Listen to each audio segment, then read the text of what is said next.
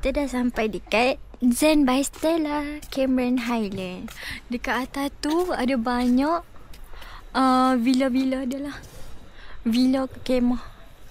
Okay, nak check in kat sini dulu. Tak ingat tau. Cantik lah. Sejuk. Sejuk pun. Oh, yang atas ni paling mahal apa? Harga dia 1,200 lebih. Ada bathtub, dalam satu bilik ada 2 katil. Ada semua kemudahan lah. Tandas dalam bilik. Tapi yang tinggal hanyalah Nami Cottage. Nami Cottage tu sesuai lah untuk satu bilik 2 orang. Dapat katil twin, dapat tempat sangkut barang, buat kereta. Tapi tandas dekat luar. Tapi ni syok lah. InsyaAllah nanti ada rezeki kita main ni. Kita naik ni. Okay?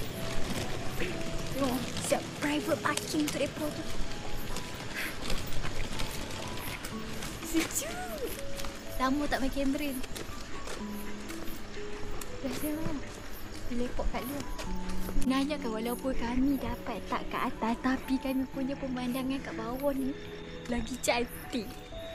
Sebab buka-buka pintu ni terus buat Jepun nampak. Jom.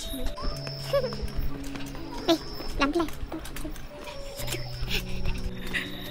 Tak boleh bising. Tak betul sebelah. Ni nak mandi kena keluar ya? Kena keluar. Minit. Ni ramah. Bilik dah sini. Oh, dekat je.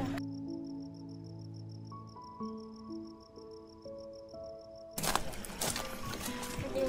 Dah sampai. Konnichiwa. Annyeonghaseyo. Annyeonghaseyo.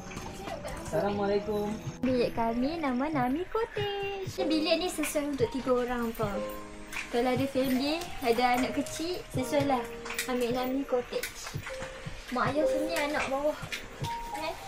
Berkonsepkan Japan. Nak buat macam teh kat udang saya. Macam teh.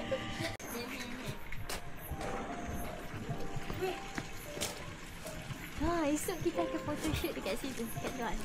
Pakai baju Jepun, insyaAllah. Tengok dalam tanda dia. Tanda dia. Dekat belakang ni siap ada menyangkut. Jangan risau. Ada sabun.